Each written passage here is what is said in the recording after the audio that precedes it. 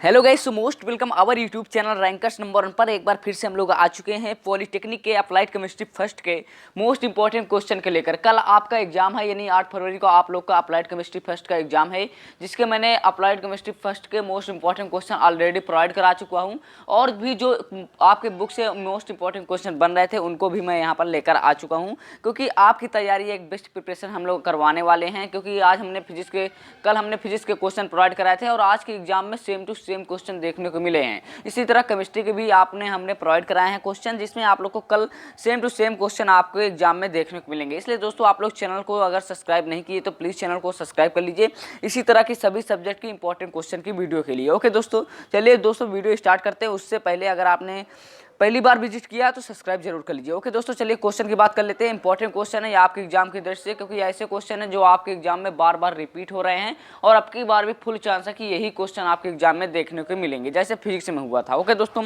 तो question number 1 की बात कर लेते हैं। क्वांटम संख्या क्या है, कितने प्रकार की होती है, इनमें से प्रत्येक को संक्षेप में बताइए।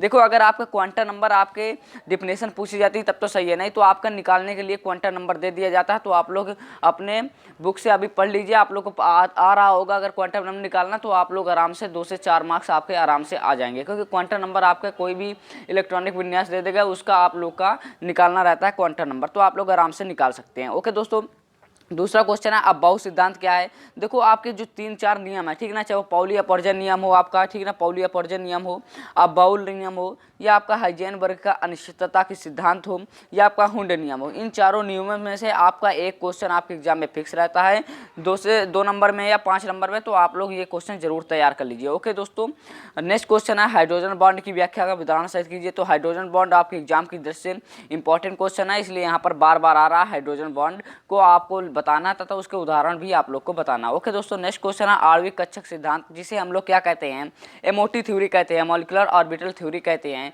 उसे आप लोग को बताना है। इंपॉर्टेंट क्वेश्चन ये आपके एग्जाम की दृष्टि से बार बार पूछा गया है और अब की बार भी चांस है कि ये क्वेश्चन आपके एग्जाम में पूछा जा सकता है, मॉलिक्यूलर ऑर्बिटल थ्योरी यानी कि एमओटी। ओके दोस्तों, नेक्स्ट है आपका ग्रेफाइट सुचालक है क्यों। देखो, ये क्यों वाले क्वेश्चन 1-2 क्वेश्चन आपके एग्जाम में पूछे जाते हैं। आपके एग्जाम में दे देगा कि ग्रेफाइट सुचालक है, लेकिन क्यों सुचालक है, इसके बारे में आपको कारण स्पष्ट करना है, तो आप लोग आराम से स्पष्ट कर सकते हैं, आपकी बुक में दिया हुआ है आंसर। ओके दोस्तों, नेक्स्ट क्वेश्चन है आयनिक ठोस उच्च भंगुर होते हैं क्यों। देखो, 1 से 2 क्वेश्चन क्यों वाले हैं, तो आप लोग आराम से तैयार कर लीजिए। ओके दोस्तों, जो आयनिक ठोस होते हैं उच्च भंगुर क्यों होते हैं, इसको आप लोग को बताना है, कारण स्पष्ट करना है, तो आप लोग बता दीजिएगा। ओके दोस्तों, ये फर्स्ट क्वेश्चन से इतने क्वेश्चन बन रहे थे जो मैं यहाँ पर मैंने लाने का प्रयास किया, और 1-2 क्वेश्चन बनेंगे, जैसे आपका कोई भी परमाणु मॉडल दे देगा, चाहे आपका थॉमसन का परमाणु मॉडल दे दे, रदरफोर्ड का परमाणु मॉडल दे दे, या आपका बोर का परमाणु मॉडल दे दे, सोमरफेल्ड का परमाणु मॉडल, इनको थोड़ा थोड़ा आप लोग पढ़ लीजिएगा, क्योंकि ये आपके एग्जाम की दृष्टि से इंपॉर्टेंट है, तो आपके एग्जाम में आ सकते हैं। ओके दोस्तों, एक क्वेश्चन और पूछा जा सकता है समस्थानी तथा संभारी। ये क्वेश्चन आप लोग नोट डाउन करते रहिए, अभी आपके पास पूरी रात का टाइम है, आप लोग तैयार कर सकते हैं क्वेश्चन। ओके दोस्तों, समस्थानी तथा संभारिक वाले चैप्टर से आपका समस्थानी तथा संभारिक वाला आपका 2 नंबर में पूछ लिया जाता है, तो आप लोग तैयार कर लीजिए। नेक्स्ट क्वेश्चन है ईंधन क्या होते हैं। नेक्स्ट चैप्टर से ईंधन आप लोग बताना है।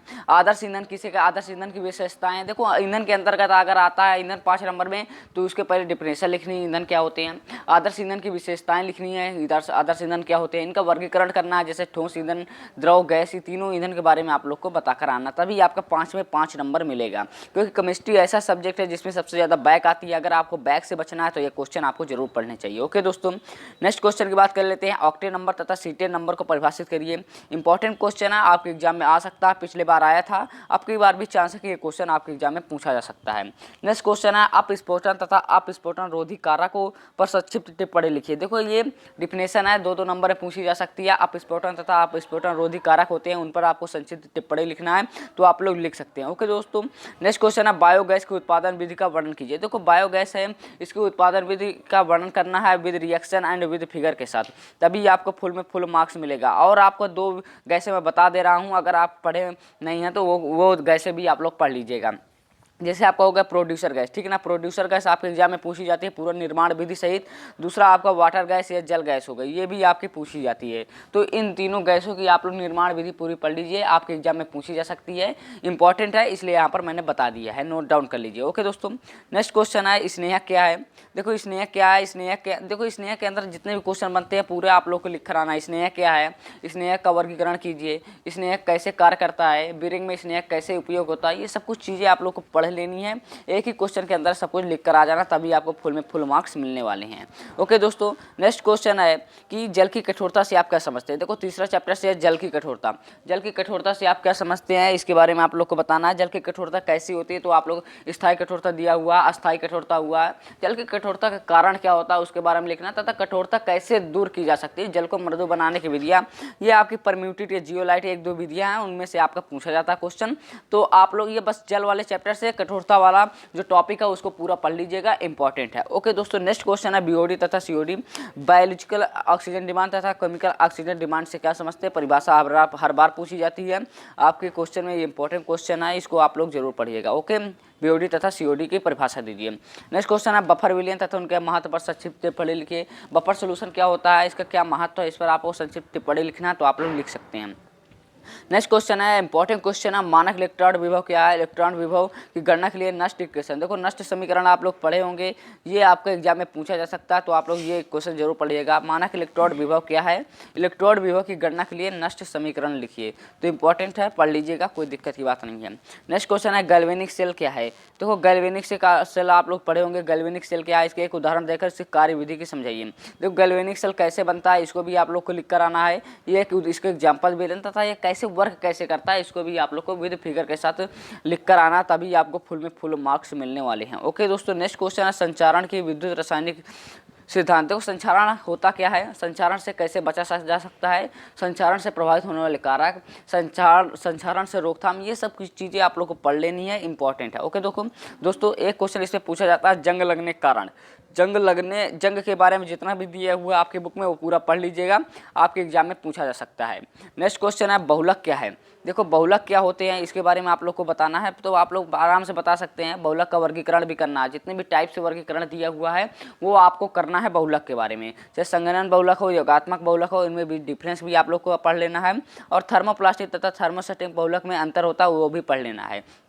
अब 2-3 क्वेश्चन मैं आप लोग को बताने वाला हूं जो यहाँ पर मैंने नोट डाउन नहीं किए, तो आप लोग वो क्वेश्चन जरूर नोट डाउन करिए। ओके दोस्तों, यहाँ पर आपको होगा रेडॉक्स अपक्रिया पढ़ लीजिए दोस्तों, ठीक है, रेडॉक्स अपक्रिया पढ़ लीजिए, नायलॉन 66 पढ़ लीजिए। ओके, ये सब पूछी जाती हैं आपके एग्जाम में। बैकेलाइट हो गया, ये सब पढ़ लीजिए, ये सब आपके एग्जाम की दृष्टि से इंपॉर्टेंट है, इसलिए मैंने यहाँ पर बता दिया है। एक बार आप लोग सभी क्वेश्चन का स्क्रीनशॉट ले लीजिए और सभी क्वेश्चन को नोट डाउन करके ये क्वेश्चन को पढ़ने का प्रयास करिए, जिससे आप लोग भी एक अच्छा स्कोर कर सकते हैं। अगर ये क्वेश्चन आपने पढ़ लिया ना, तो फिजिक्स की तरह सेम टू सेम क्वेश्चन आपके एग्जाम में कल के एग्जाम में देखने को मिलेंगे। ओके दोस्तों, अगर अभी तक आपने चैनल को सब्सक्राइब नहीं किया तो प्लीज़ चैनल को सब्सक्राइब कर लीजिए। आने वाली आपकी ईडी हो गई, आपका कम्युनिकेशन स्किल हो गई, कंटेक्स्ट मटेरियल, सभी की मोस्ट इंपॉर्टेंट क्वेश्चन की सीरीज आएंगी, जिससे आप लोग को बहुत ही हेल्पफुल होने वाली है। मिलते हैं नेक्स्ट वीडियो में, तब तक के लिए थैंक्स फॉर वॉचिंग गाइज।